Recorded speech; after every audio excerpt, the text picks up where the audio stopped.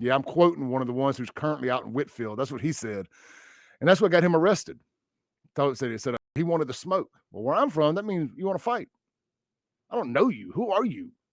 Why do you want the smoke from me? You just want some clout, what you want. Well, he's cooling his heels in a padded room out in Whitfield, as I said. It's downright disturbing. 90% of the folks I call out on this platform for their antics, their crimes, or just their plain stupidity are people who committed felonies.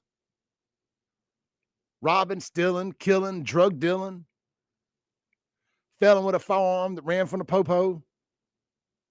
Just plain stupidity. They've all ended up with felonies.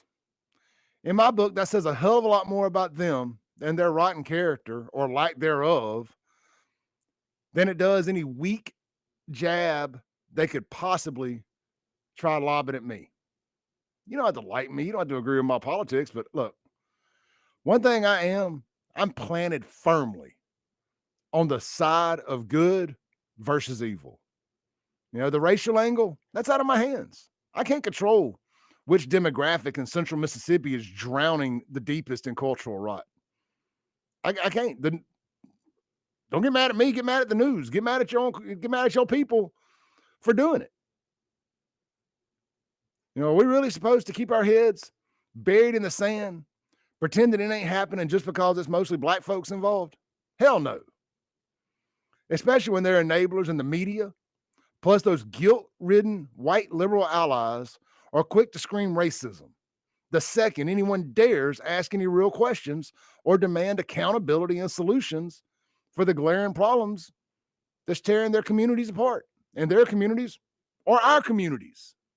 They're not exclusively black communities. So that nonsense spills over into everybody's communities. And I'm not going to stick my head in the sand. I never have. Well, I did until about 2017, 2018.